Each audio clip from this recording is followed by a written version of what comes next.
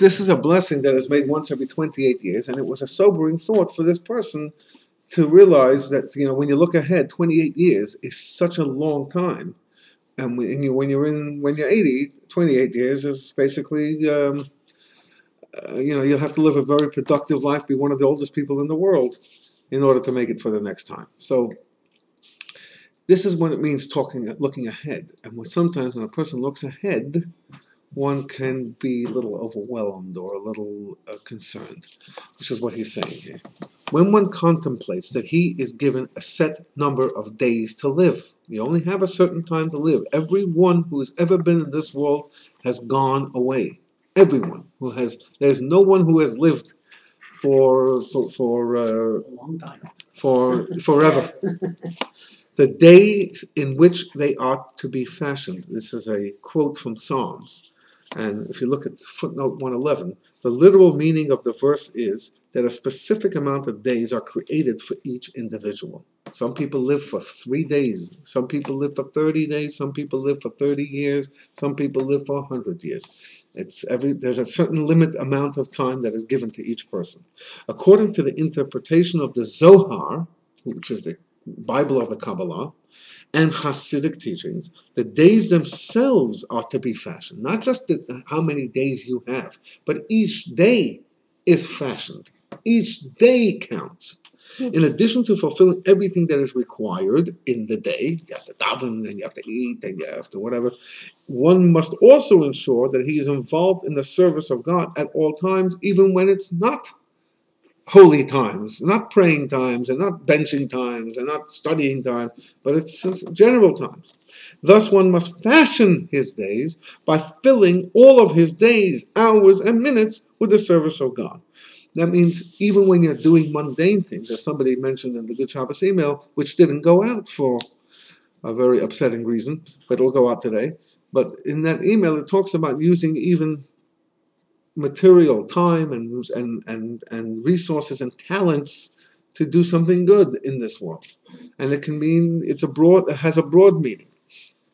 That's what it means, Yamim Yitzaru, in Tehillim, in Psalms 139, that not just the days are fashioned to give a person a certain amount of days in this world, but the days themselves need to be fashioned. The days need to be set up so they should be productive in the service of God.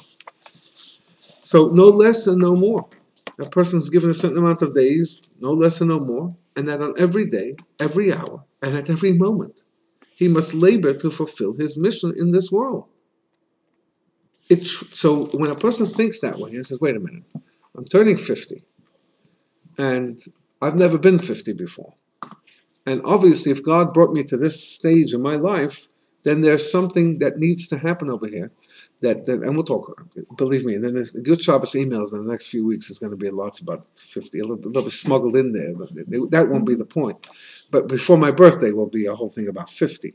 But these are thoughts that are going through my mind now, because there is set goals for each decade in the Mishnah. It says when you turn this, you do this. When you turn this, you have the quality to do that, and so on. So, and it's for a decade. It lasts until you turn, from your 40 till you turn 50. That's the decade of understanding. You come to a better understanding of life. When I turned 40, my oldest child was 14, 15.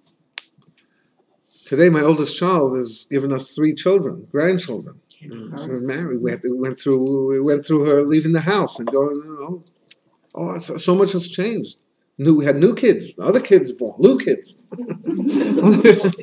Other kids were born. A lot of things have changed. Grown up a little bit, become a Zaidi. Had some got little struggles of things are changing. Anyway, so the bottom line is, when a person thinks this way, one says, wait a minute, my mission now has to occupy a different goal every day, every minute, every hour. I mean, it's a daunting task. It could be. It could be a daunting task. If I wasn't going through these thoughts now, and then 50 would come and go, and it wouldn't mean anything. And that's a real waste. It's important to take a moment in your life like that and stop and think and prepare and see what you can do. So it troubles him so much that he has no time at all to think about lofty aspirations. He's thinking about making a living and what am I going to do? You start running around, you sell your own tail. You don't know where you want to go with all of this. So the Rebbe says, no time to think. Stop thinking. This is similar to the words of Rabban Yochanan ben Zakkai. Rabban Yochanan ben Zakkai is the sage that is mentioned the most in the Talmud. He says, I do not know by which path I will be taken. Before he died, he was 120 years old. And he was lying on his deathbed, surrounded by very prominent followers, students of his. And he was crying. And this was a man who was so righteous, so holy, that the Talmud describes his incredible holiness. Among holy people, he was like the holiest, one of the greatest sages ever. And he was crying on his deathbed because he was worried about where they're going. I don't know which path they're going to be taking me. Which, to the simple meaning, it sounds like I'm going to heaven, I'm going to hell. There is no chance in hell that hell would be open for this man. There would be, they would destroy hell before they took him in if that was going to be the choice. There was no chance. But he says, I do not know by which path I will be taken. Look at footnote 112. Here's a little bit of more background. Brachot 28b. This is a Talmud in Brachot. When Rabban Yochanan ben Zakkai fell ill, his disciples went to visit him. When he saw them, he began to weep. His disciples said to him, Lamp of Israel, pillar of the right hand, gave him all these praises. Mighty hammer, why do you weep? He replied, when there are two ways before me, one leading to Gan Eden, heaven, and the other leading to Gehenna, the other side, and I do not know by which way I will be taken, should I not weep? The discourse proceeds to provide one explanation of Rabbi Yochanan's statement, because there are several ways to understand what he was saying. Here's one of the ways. One of the meanings of this statement is that he was so involved in fulfilling his mission that he did not have any time to focus on his personal aspirations. You can say today, what do you mean? How can you be more personal aspirations when you helped so many people, when you taught so many people, when you led so many people, when you brought so many people to whatever it was that he brought them to Torah and to God and to this? Good. But he felt that personally he gave up this time to reflect on his personal self because he was so busy with everybody else. And to him, it was a doubt now, where am I going? Because I didn't take care of myself. Now, again, we can say, are you kidding me? I mean, this is how much of a best life can you have if you've spent it helping and saving others? True, but there might be something inside of him which he's worried about that he didn't think about, or that he might have forgotten about, that he needed to take care of before he got up to heaven. That he might. These are the thoughts that were going through his mind. So he said, I dedicated my life to others, but I didn't take care of myself, or I didn't dedicate enough time to myself to do personal work. And this is a Talmudic sage of 2,000 years ago. And today, you would tell a guy, just continue doing your good work. You're involved with other people. Don't worry about yourself. There's no self over here. You've got to focus on yourself, which is what the Rebbe is going to be saying here anyway. The person is so concerned with and immersed. He's pressed. This is talking about a regular person now. A person is pressed, pressured, and overwhelmed. The Rebbe said these words in Yiddish, which is verjogt, vereinigt und vertrunken. If you want to. Verjogt means you're running, you're constantly running. Verjogt in Yiddish. Vereinigt means you're pressed. It's Engschaft, like England. And vertrunken means you are covered with water. You're drowning, kind of thing. Anyway, this is it in the Yiddish. In fulfilling, so the person is so rushed and pressed and pressured in fulfilling his mission every day, every hour, and every moment, that he is not aware of the state of his intellect and emotions It's certainly not the hidden aspects of his soul. You're not thinking about anything. You're thinking about, what I need to do, what's needed from me.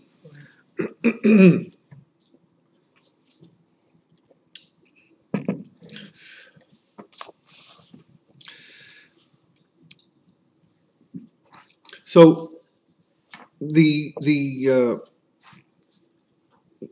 person, instead of worrying, allowing the thought to take the heart and everything else, he doesn't have the time for this because he's so incredibly involved or busy with whatever it was. It's like Erev Pesach in this house. Oh, yeah. It was nuts. It was like a meshuggah. All day. First, there was a lot of things to do in the house.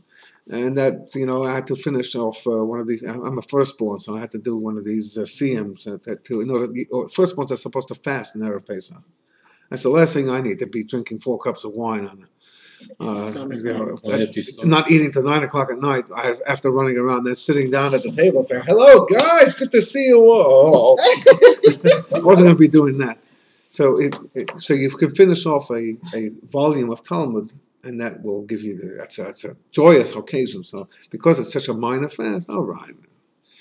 Then we had to make the fire over here and burn the chametz, and then we had to get these kids out of bed and into this, and this one had to do that. They had to grind up the maror and make the kavela. It's just like, it didn't stop all day long. And it's meshuggah. So who has time to think of whatever it was? I had certain responsibilities that I do every single day. I study and I daven, whatever it is. So after the Seder was over here, it was about midnight, I started to tackle my daily chores. The next thing I know, it was 1 in the morning, and then it was 2 in the morning. Evening You can't see, you can't read, Who can take care of themselves? You just spent all day long, and then a whole evening, which was a very nice and pleasant, enjoyable evening. But, it takes its toll personally. That's what Rabbi Yochanan Mizaka is saying. That's what the Rebbe was talking to, a person who doesn't have the time to focus, or doesn't have the mind to focus on himself because he is busy with whatever it is that's pushing, pressing, and pressuring. Would it have been such a shanda for you if, because of the hours, and so it fit into the davening at that night when Seder was over? No. It would have been such a shanda, yes. No, I don't. There's not a day that goes by that I don't finish my quota. What I should have done is I should have woken up earlier, but I was up at 4 in the morning that day. I didn't wake up. I didn't wake up at 6:30, like late. I woke up 4, and then went to sleep at 1, and that was it. So I was up. It wasn't like I didn't start my day early enough. It was just there was no time in the day. Anyway. But that's an exception. That's Erev Pesach. I'm using that as an example of some days that we have. We all have those days in our lives where it's crazy for whatever reason. The kids are coming, the kids are going. You said you're going to do this, you said you're going to do that, and this person's waiting for you, that one. And then the phone starts ringing, and you have to answer this one, and you have to answer this one, and the text, and the emails, and the WhatsApps. It's busy all day. The phone was ringing all day. People have all kinds of questions. Erev Pesach is the most difficult time. These were Pesach questions. If they weren't Pesach questions, I would say, do me a favor, can you please call me back on Thursday? I do not deal with this now. Wednesday night, Thursday night, whenever you want. Not now.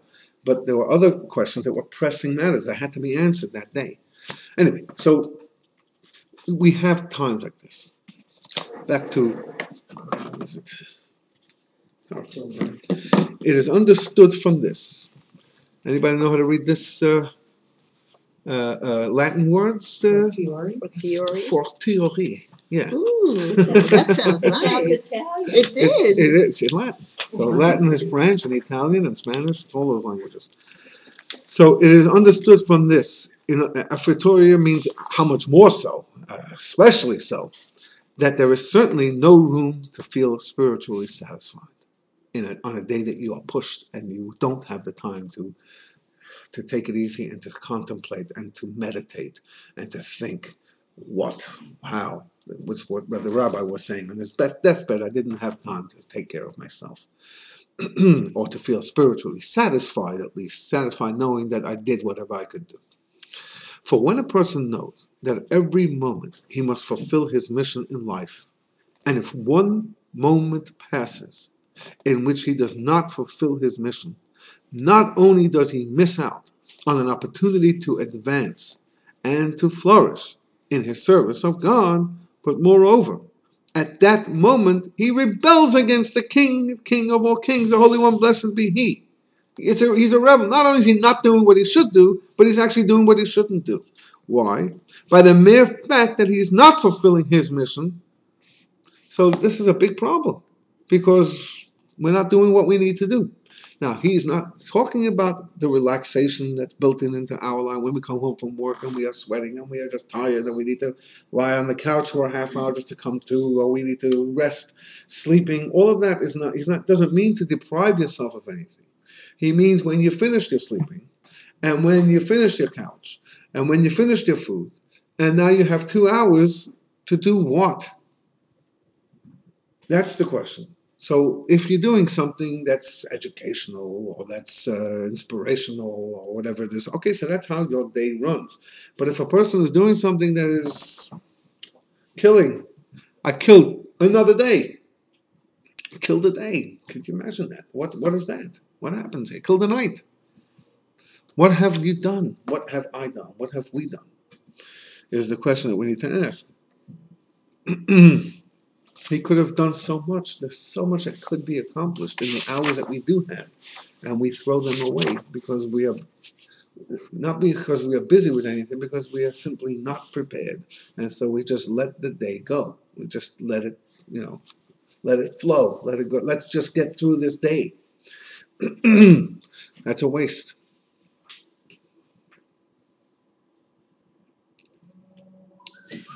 If you look at, he rebels against the king.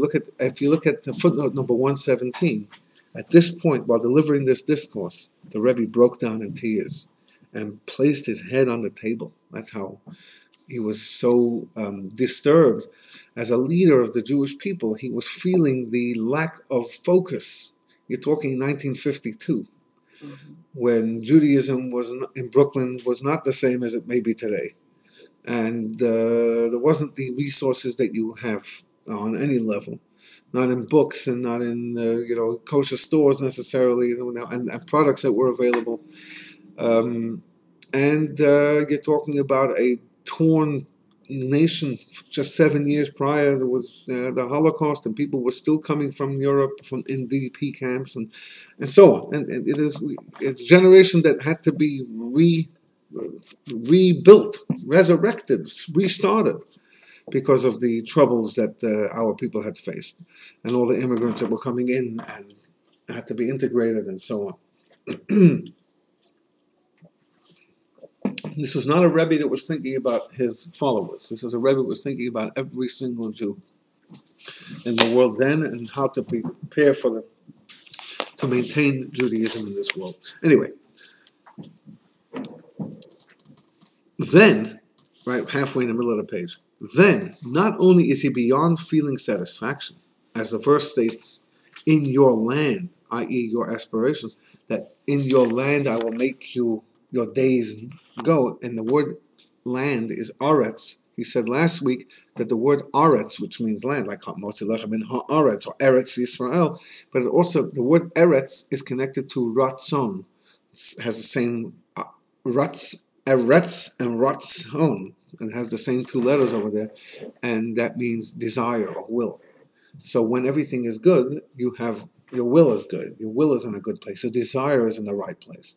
But when things are not that good, you're mashuga. Your whole head is not where it needs to be. So, but on the contrary, when he is asked, what is the status of your ba'artzecha? What is the status of your land, of your will? He cries out bitterly, what have I with holy desires? He hasn't had time to think about holy desire. What have I with delight? What have I with love of God? What have I with awe, with fear of God?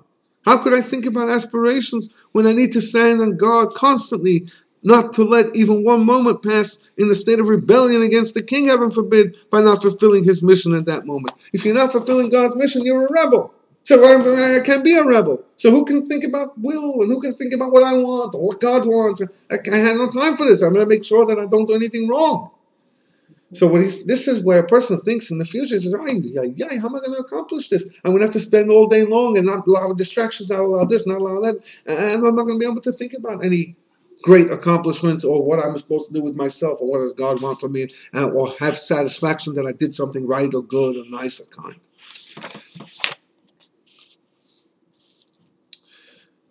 Page 66.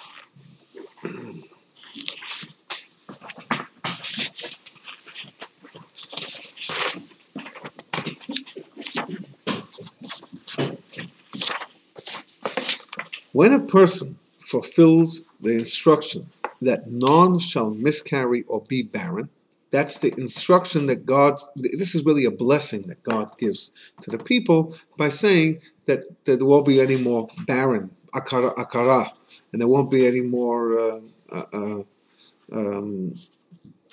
mishakela, you won't be losing babies. That's a blessing. But again, to translate that to our lives, when a person fulfills that instruction, which means don't allow thoughts to get lost on the way down to inspiring yourself, give birth to a healthy thought, to a healthy inspiration. That's what it means. So when a person does that, i.e., in other words, he does everything in his power to ensure that his service of God is from true love and awe that will be viable. And we'll talk about it in a minute. And with this content over his spiritual state, then God will add to his efforts and will guarantee that, in fact, none shall miscarry or be barren. Here is an expression of assurance in your land. What he's saying is like this. When a person says to him or herself, I am going to focus on what I need to do and and not allow anything to get in the way, that is half of the work. The other half of the work is to think about the desires and think about what's, not stand on God every minute, but think about the bigger picture, the longer term, all of that. In other words, use one's mind to produce a healthy thought. So when a person does that, God matches us. He sees the efforts and he matches us in a spiritual state. That's what prayer is all about. That's what connection is all about. Connection means that when you decide that you want to connect to someone, that someone will automatically connect back to you. The book of Proverbs says that the heart of a person is like water. Just like the water reflects the face, when you look into water, you should be able to see your face. Similarly, the heart of a person reflects the heart of the other person. So when one reaches out and one tries to reel in, let's just go with male and female. You're trying to get this person, this man, this woman, and you put all your efforts into it, and you show such devotion and such desire and such a want and such a commitment to that person, and that person, you're so enamored of that person, even if the other person doesn't not quite sure, eventually that will break, because the heart reflects the heart. So when you reach out with your heart to someone else, that someone else will automatically feel something. And the more you reach out to that person, sometimes the more you reach out to the person, the more annoying you can be. That's a very fine line. You can be pushed away. Say, will you stop? Will you bug off? And that's, which part of no didn't you get? It's not happening. Okay, sometimes that does happen, and that person's closed up their heart, and that's it. You had your chance, though. You did something stupid. You said something stupid. You made a face, or you made something, or you walked funny, or you weren't on guard, and you lost it. That's it. I was counseling somebody who was going out on a shidduch. A shidduch means that the boy comes to get the girl, and you make up a time. They go out. They spend the 3, 4, 5, 6 hours. They'll talk. They'll go to a nice place, to a pleasant place. The main thing is the chemistry. They know a lot about each other before they meet, and then with chemistry. And I was talking to the girl. The girl had come back. Like a chaperone. You were like a chaperone? No, I was not a chaperone. I said she came back. Okay. And she came back from this thing, and I said to her, how did it go? She said, it was nice, it was good, it was decent. Then I said, okay, good. So there's a second time. Yes, the second time. Comes back the second time. Well, how did it go? It was nice, it was good. I said, anything more than it? Not really. I said, okay, first 2 times. Then she went out a third time with this guy. I said, how did it go? She said, it was nice, it was good. I said, you're saying the same thing now 3 times. She says, nothing really changed since the first time we went out. I said, well, if nothing changes in the 4th time you're going out, then there's nothing more to go. It's stuck. He's gone as far as he's going to go to draw her heart. And so they went out a 4th time, and she came back with the exact same thing. And she says, I don't want to see him anymore. So I spoke with her, and maybe I tried to get down to the bottom of it, but there was no bottom. He has the opportunity to capture his heart, to capture her heart. He didn't. He interested her in the first time they went out, and he didn't get past that stage. His personalities were just not working. His personality was more of a quiet and a laid-back type, and she wasn't looking for that. So he would have had to get her with different ways. He couldn't. So goodbye. They didn't go out anymore. That was the end of that. So sometimes you have your chance, and you don't use it because it's not meant to be, or because it's not in you. It's not. It's just you don't have the strings to pull that heart, but you'll pull someone else's heart. You'll interest someone else. Someone else will be interested in you, and there's somebody for everyone out there somewhere. So that's the connection that we make. It's the dating game, or the other dating game, which is that you play games for 6 months, and you haven't gotten anywhere really. You're just having fun. You're not really talking anything serious for the first 6 months. You're messing around, wasting time as well, and certainly not fulfilling the mission of by minute by hour. It's wasted. You're going to play pool, and then you're going to have a good game of pool. It wasn't such a good game of pool. I'm upset because the Yankees won last. Okay, the Yankees didn't win. All right, we're going to bed. Tomorrow's okay. It's a game. There's no seriousness here. And it's the same thing with the connection to God. When we pray to God, it is creating a connection. And that connection will be met by God. Because his heart can be moved by us, every one of us. This is not a dating game. This is a child to a parent. So God put us here, and he gave us these challenges. And when he sees that we've overcome these challenges, and we're coming to daven, we're saying, we want to connect to you, but I don't feel like it today. But I'm still going to do it. I'm doing it because I have to do it. A great Hasidic philosopher, big rabbi, Rabbi Zalman Posner, who was a rabbi in Nashville for 54 years, from 1949 till he had to retire, and he was ready. And he passed away this last week, 87. His youngest son is married to my oldest sister. That's why I know this guy very, very well. So he would come in the 60s and 70s when people were really, really searching with truth. The hippies and all these people were looking for something true. Today, people can be searching, but they're searching for some fulfillment. They're angels that they're searching for. They're not really searching for themselves. They're searching to be carried away somewhere. It's a different generation today. People who are not really searching to change themselves, they're searching to make themselves feel good. It's a feel-good world now. But those days, people were really into it. And a lot of people came back to Judaism, to full observance of Judaism during those years. They were searching for something. Music and art and craziness gave them an escape because they were searching. And they went to gurus and to the Moonies and to whatever. We're searching for spirituality, searching for fulfillment. This guy, at least once a year, sometimes 2 or 3 times, he would come to New York. There would be this big gathering, meeting with Chabad.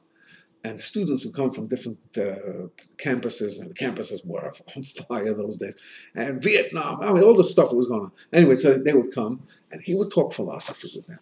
Oh, and there would be many discussions back and forth, professors and with students, and it would be hot. And the students from yeshiva who were into this would come also, and this would all be a part of this thing. So Rabbi Manis Friedman, one of the forerunners of Hasidic teachers today, big time. You just Google him. It will be non-stop clips from him. He's a brilliant, wise sage, very smart, very philosophical, a long white beard, twinkle in his eyes, a smile that melts your heart. Just the perfect person in look and in speech, mannerisms, in mind. He answers every question brilliantly. Anyway. So he relates, just this week after he passed away, he said, this guy was my mentor. So they asked him, well, what's the story about him? He says, here's a story. He had spent 2 hours discussing the philosophical implications and the spiritual implications of wearing tefillin. And at the end of this whole long discussion and debate, questions and answers at the end, a professor stood up and said to him, do you think that this stuff every single day? Like all of this philosophy and all that? He says, nah, just go out and do it. I just go and put them on. Because ultimately, it's the action that is what's asked for. So I do it because I'm a soldier of God, not because I'm a philosopher. A philosopher can always philosophize and sit all day and night and think and philosophize, and could get involved with anything and do anything and everything. But he says, ultimately, I'm not a philosopher. I know what I'm doing. I know when I'm doing it, I have to put this on and what happens. And I do it even if I'm not philosophizing. And even if I'm not in a good mood. He said, ultimately, the teachings to get high and to receive this philosophy and to receive the angels from the Kabbalah and all of that, it all comes down to what are you doing? And that's what God asks of us to do. However, the thought and the intentions and what does happen when you put on tefillin are extremely important for the person who constantly does them to become familiar with the feelings of it and the benefits of it. That's not what motivates you. That's what will keep you in a time where you might want to get deeper, or in a time where you're not so deep and you want to put them on. But it's the putting them on that's what counts. And we went through this before. If a guy is sitting in jail, a Jewish kid that's really one of the 4 sons that hasn't, not the wise or simple or doesn't know how to ask, and he's sitting in jail, he's committed some crimes and whatever, and then he gets his package, 3 matzahs, and some big thugs walk over and say, well, he says, oh, these Jews, tonight is a big holiday and they have to eat this stuff. They said, are you going to eat this stuff? He says, are you crazy? I'm not eating this. I'm done with Judaism. And so the big thug with a gleam in his eye says, oh, you're eating that tonight. And he says, oh, no, I'm not eating it. Oh, yes, you will eat that tonight. And they go over and they hold him down at night and they force his mouth open and stuff it down his throat. That's episode number 1. And he ends up eating that matzah. Episode number 2, a rabbi sitting around the table with his students. And he starts a Seder at 9:30 at night, and they get into it. Oh, did they get into it? Every question, every word of the Haggadah and everything else. And then all of a sudden, they look at the clock. It's 5:30 in the morning. It's getting light out there. We didn't eat the matzah tonight. They've spent 7 hours talking and inspiring themselves about the Exodus from Egypt, going out of slavery, and fulfilling God's will, and eating matzah and the maror and the Elijah's cup and Mashiach and whatever. But they didn't eat the matzah. In the meantime, this thug sitting in jail ate matzah. So who has fulfilled this commandment tonight? The man in jail. Absolutely, because he did it. Not because he thought, and not because he philosophized, and not because because the action is what counts. That's why he said he's my mentor, because this guy knew for 2 hours how to talk about the greatness of tefillin. But when asked, what do you do when you put on tefillin every day? He says, I put them on. That's what I do.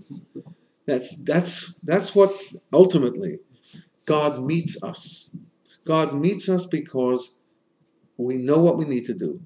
And even when we're not in the mood, we're going to do it anyway. That sacrifice to God, that connection that we have to God, as we would have to our partner. When we are in the dating game, there is nothing that we won't do. There's nothing that she says that is not cute and sweet. There's nothing that he says that's not brilliant and whatever. You're in a state of ecstasy for everything. He drives too fast. Oh, that's so cool. He drives too slow. So responsible. You put And a he's worm on the hook when you hate it.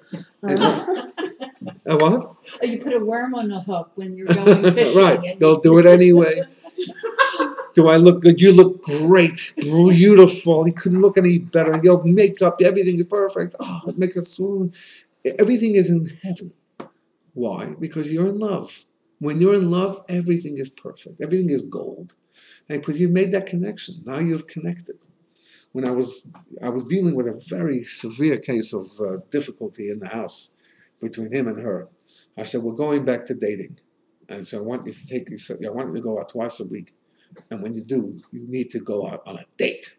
Go to a movie. Do what you did when you were dating 25 years ago. Do that again. But I can't. I said, yes, you can. You did it. Do it again. Make it. If it sounds stupid and childish and silly, well, you know what? If you do get divorced, you're going to do it again. With your next guys. Do it with her. Do it with him. Right. That's true. Yeah. Start again. Just like wipe off the sheet and Start again. just make the painting. Start the painting again. You'll see how it worked. Anyway, they did it for about 2 minutes. They did it for a while, and I was monitoring them every week, and we met with them again. And they were coming up with the petty stuff. I said, "You're in a date." So she said this. Say to her, "Honey, that was so sweet of you to say." You'll see how quick she'll stop saying things like that. Say things that you would say on a date to each other. Remember, just remember it. It took a long time to get people there. That's what it means to be connected to God. And God, therefore, will meet you. He will fall in love with you. And therefore, everything you do is cute. Everything you do is fine. Everything you do is right. That's what he's saying over here. We should get into ourselves as fear and love and connection, and then we will be able to connect to God. All right. I am turning this off. That's what we're doing.